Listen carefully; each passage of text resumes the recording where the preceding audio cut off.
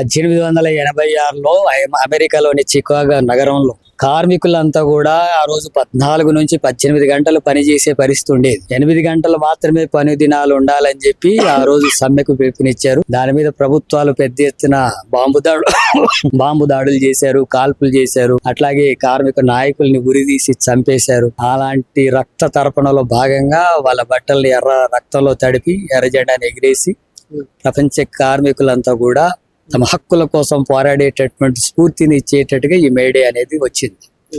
అట్లాగే ప్రపంచ వ్యాప్తంగా ఈ మేడేని కార్మికుల పోరాటాల స్ఫూర్తి దినంగా నిర్వహిస్తున్నారు. అందులో భాగంగానే ఇప్పుడు మన దేశంలో కూడా ఈ కార్మికుల హక్కుల కోసం ఈ పోరాట కార్యక్రమం జరుగుతుంది.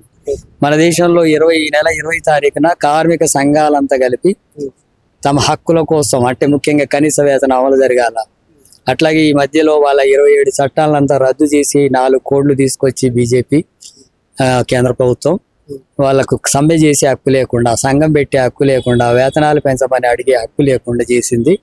వాటన్నిటిని ఉపసంహరించుకోవాలని చెప్పి నొక్కే ప్రయత్నం చేసింది. వాళ్ళ కడుపును కొట్టే ప్రయత్నం చేస్తుంది. అందుకని దానికి వ్యతిరేకంగా ఈ నెల 20 తారీఖున సమ్మెకు పిలుపునిచ్చారు. ఆ సమ్మెను కూడా జయప్రదం చేయాలని కార్మిక వర్గం అంతా కూడా సంఘటితంగా పోరాడాలని చెప్పి సిపిఎం పార్టీ కూడా వాళ్ళకు మద్దతు ఇస్తుంది. ఈ రోజు నుంచి 8 తారీఖు వరకు రాష్ట్ర వ్యాప్తంగా గ్రామాన పట్టణాల్లో ప్రదర్శనలు నిర్వహించి మద్దతు తెలియజేయాలని పిలుపునిచ్చాం. ఇప్పుడు కార్మిక హక్కుల కోసం మీరు పోరాడినప్పటికీ కూడా చాలా సందర్భాల్లో కూడా ఇప్పటికీ కూడా కార్మికులు అణచివేతకు గురవుతున్నారు, కార్మికులు చాలా రకాలుగా ఇబ్బందులకు గురవుతున్నారు అన్నట్లు ఉంది కదా. దాని గురించి మీరు అంటే మేడే ఒకటే కాకుండా మిగతా సందర్భాల్లో కార్మికుల గురించి మాట్లాడినటువంటి ప్రస్తావన ఉంది. కేంద్ర రాష్ట్ర ప్రభుత్వాలు అనుసరిస్తున్నటువంటి ప్రైవేటీకరణ, పెట్టుబడిదారు విధానాలకు అనుకూలంగా వ్యవహరిస్తున్న నేపథ్యంలో దేశవ్యాప్తంగా సంపద కొద్దిమంది సంపన్నుల చేతుల్లో పోగవుతుంది. 1% ఉన్న సంపన్నుల చేతుల్లో 40% సంపద ఉంటే 50% జనాభా ఉండేటటువంటి వాళ్ళ చేతుల్లో 3% సంపద ఉంది. అందుకని సంపద అంతా కూడా దోపిడికి గురవుతుంది. శ్రామిక వర్గాలు కార్మికుల కనీస వేతనం 26,000 ఇవ్వాలంటే ఇవ్వడం, అట్లాగే వాళ్లకు ఉండడానికి ఒక ఇల్లు లేదు, పిల్లలు చదివించడానికి ఉచితంగా విద్య లేదు, వైద్యం అందుబాటులో లేదు. మళ్ళీ ఇలాంటి సౌకర్యాలంతా కూడా కల్పించాల్సిన బాధ్యత ప్రభుత్వం. ధరలేమో పెరుగుతున్నాయి, వేతనాలు పెరగడం లేదు, కుటుంబ ఆర్థిక పరిస్థితి దిగజారిపోతుంది. ఈ క్రమంలోనే కార్మికుల యొక్క హక్కుల సాధన కోసం ఉద్యమాలు జరుగుతుంటే ఆ ఉద్యమాలను అణిచివేయడానికి చట్టాలు తీసుకొస్తున్నాయి కేంద్ర రాష్ట్ర ప్రభుత్వాలు. అందుకని వీటికి వ్యతిరేకంగా కార్మిక వర్గం అంతా చైతన్యవంతంగా ఈ పోరాటాన్ని ముందుకు తీసుకెళ్లాల్సిన అవసరం ఉంది. ఒక కార్మికులే కాదు, రైతులు ఇబ్బందులు. ఇది 1886 నుంచి స్టార్ట్ అయిందంటే అంతకు ముందు కూడా సేమ్ ఇలాంటి పరిస్థితి ఉంది.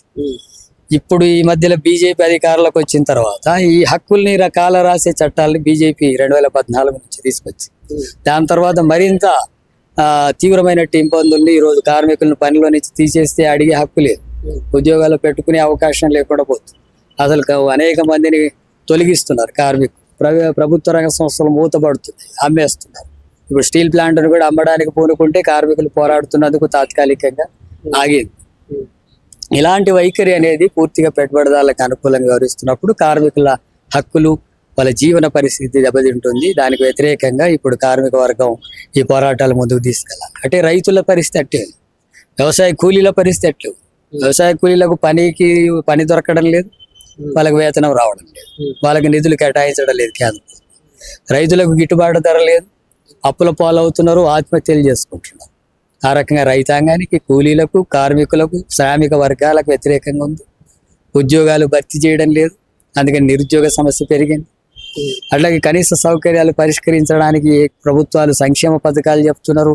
ఇప్పుడు రేవంత్ రెడ్డి 6 గ్యారెంటీలు అన్నాడు, అది అమలు జరగలేదు. ఒక బస్సు ప్రయాణం తప్ప మహిళలకు, మిగతావేవి అమలు జరగలేదు. ఉద్యోగాలు 2 లక్షలు భర్తీ చేస్తున్నాడు, చేయలేదు. ఆయన 2 కోట్లు అన్నాడు సంవత్సరానికి, మోడీ ఆయన భర్తీ చేయలేదు. మరి ఉద్యోగాలు భర్తీ చేయనప్పుడు నిరుద్యోగ సమస్య పెరుగుతుంది. ఇలాంటి సమస్యలో మేమే ఉద్యోగాలు ఇచ్చినాం, మేమే ఏదో ఏడాదిలోనే 20,000 కోట్లు రుణమాఫీ చేసిన అన్నట్లు గొప్పలు చెప్పుకుంటా ఉన్నారు. రుణమాఫీ అనేటటువంటిది కొంత జరిగింది, కానీ అందరికీ రైతులకు రుణమాఫీ జరగలేదు. దాదాపు ఇప్పటికి ఇంకా ఒక 13,000 కోట్ల రూపాయలు ఇవ్వాల్సింది రైతులకు. అట్లాగే వ్యవసాయ కూలీలకు కూడా వాళ్ళకి ఆర్థిక సాయం 12,000 చొప్పున ఇస్తామని చెప్పి హామీ ఇచ్చారు ఎన్నికల్లో, మరి వాళ్ళకి ఇవ్వడం లేదు. రైతులకు సంబంధించినటువంటిది హామీ జరగలేదు, వ్యవసాయ కూలీలకు ఇస్తామనేది హామీ అమలు జరగలేదు, పెన్షన్లు పెంచుతామని అన్నారు, అది జరగలేదు. మరి ఈ హామీలన్నీ కూడా ఏమి అమలు జరగకుండానే మేము అమలు చేస్తున్నామని చెప్పి నిన్న ముఖ్యమంత్రి ప్రకటన చేశారు. ఇది సరైనటువంటిది కాదు. ఇప్పటికైనా ఇచ్చిన హామీలు అమలు చేసేందుకు రాష్ట్ర ప్రభుత్వం పూనుకోవాలి. ఇక్కడ కేంద్రంలో ఉన్న బీజేపీ ఇప్పుడు కులగణన చేస్తామని చెప్పి నిన్న కేబినెట్ ప్రకటించింది. కులగణన జరపడం అనేది ఏ కులం ఎంత జనాభా ఉంది, వాళ్ళ ఆర్థిక పరిస్థితి ఏంటి, విద్య, సామాజిక స్థితి, ఇవన్నీ అర్థం చేసుకోవడానికి ఆ లెక్కలు ఉండాలి. అన్ని ప్రతిపక్ష పార్టీలు అంటే మొన్నటి వరకు వ్యతిరేకంగా ఉంది. ఇప్పుడు అనివార్యంగా బీహార్ ఎన్నికలు ఉన్న తర్వాత వేస్తామని ప్రకటన చేశారు. కానీ ఎప్పటి వరకు వేస్తారు, ఎప్పటిలో కులగణన జరుపుతారు? అసలు రాష్ట్రంలోనే ఇక్కడే పురుషాయిలో జరగలేదు కదా, మొత్తం కూడా తప్పులు లెక్కలు కదా. మన దగ్గర తరపులు లెక్కలు జరిగింది, కానీ అసలు నిర్వహించాల్సిందే కేంద్ర ప్రభుత్వం కదా. జనాభా లెక్కల్ని నిర్వహించడం అనేది కేంద్ర ప్రభుత్వం బాధ్యత. వాళ్ళు చేయలేదు కాబట్టి రాష్ట్ర ప్రభుత్వం చేసింది. అది కూడా సరైనటువంటి లెక్కలు రాలేదు. అనేక బీసీల జనాభా తక్కువ చూపించారు అనేటటువంటిది పెద్ద సమస్య వచ్చింది. అట్లాగే కొంతమంది జనాభాలో వివరాలు రాయలేదనే వివరాలు వచ్చినాయి. వాటన్నిటిని సరి చేయాల్సినటువంటి పని. కానీ ఈ బాధ్యత చేయాల్సింది అధికారికంగా చేయాల్సినటువంటి కేంద్ర ప్రభుత్వం. మొత్తం పాలకుల చేతిలో ఉంది. తప్పకుండా కేంద్ర ప్రభుత్వమే జనాభా లెక్కలు కానీ కులగణన కానీ నిర్వహించాల్సిన బాధ్యతని కేంద్ర ప్రభుత్వానికి. దాని ఆధారంగానే రిజర్వేషన్స్ అమలుకు అవకాశాలు ఉంటాయి.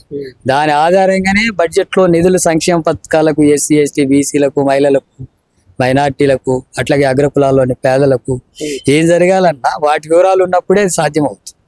వాటికి వివరాలు లేకుండా అవుతాయి. అన్నిటికంటే ఈ లెక్కలు ప్రకటించినంత మాత్రాన కూడా మార్పు ఏమి ఉండదు. ఆ సంపదలో ఉండేటటువంటి కొద్దిమంది చేతులకు పోకుండా ప్రజలకు సంపద పంపిణీ జరగాలి. ఈ శ్రామిక వర్గాలు సృష్టిస్తున్న సంపద కొద్దిమంది ఒకటి చేతుల్లో 40% పోగైతే నీవు కులగణన ప్రకటించినా, జనాభా లెక్కలు ప్రకటించినా, ఏ స్థితి ఉన్నా సరే వాళ్ళకు ప్రయోజనం కలిగించడానికి నిధులు కావాలి కదా. అవి జరగాలంటే ఆ రకమైనటువంటి వ్యవస్థలో మార్పు జరగాల. ఈ కులగణన జరిపి వాళ్ళకు సంక్షేమ పథకాలతో పాటు రిజర్వేషన్ సమస్యను పరిష్కారం